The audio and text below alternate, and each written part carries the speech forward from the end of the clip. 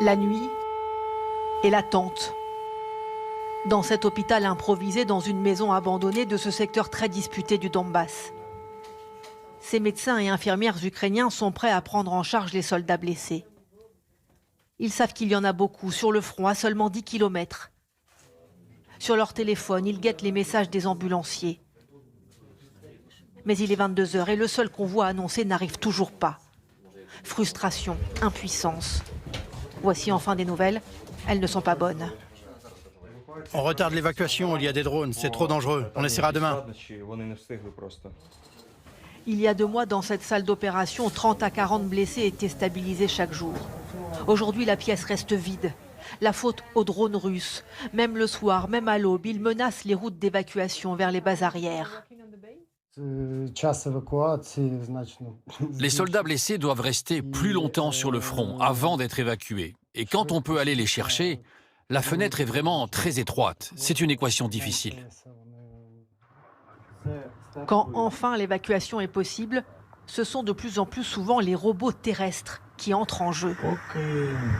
Sur ces images, un soldat gravement blessé à la jambe depuis 5 jours par une grenade. Il se hisse sur l'engin, télécommandé à distance par sa brigade.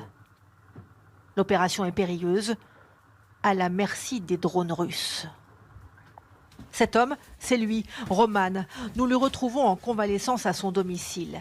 Il a eu peur d'être amputé, mais sa jambe a pu être sauvée grâce à cette évacuation dont il a encore du mal à réaliser la particularité. J'attendais une voiture avec des secouristes, mais j'ai vu ce robot avec les caméras et j'ai compris que c'était pour moi. J'avais entendu dire qu'on avait des drones terrestres de ce genre, mais je ne pensais pas que ça me sauverait un jour. Quand je le raconte, les gens n'en reviennent pas, mais moi je sais comment j'ai survécu. Je n'oublierai pas. Si la blessure de Roman ne s'est pas aggravée, c'est aussi parce qu'elle a été stabilisée grâce à des antibiotiques et des antidouleurs largués par drone.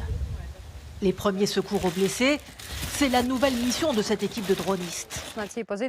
Il y a des blessés sur la position. Il faut leur envoyer plus de tourniquets pour les garrots. C'est la pilote Victoria qui est chargée de délivrer ces colis chargés de médicaments. Nous la suivons à 3 km des combats. Il faut rejoindre la position rapidement. Puis attendre la tombée de la nuit, le silence de l'artillerie et une pause dans le bourdonnement des drones ennemis. La marge de manœuvre est limitée.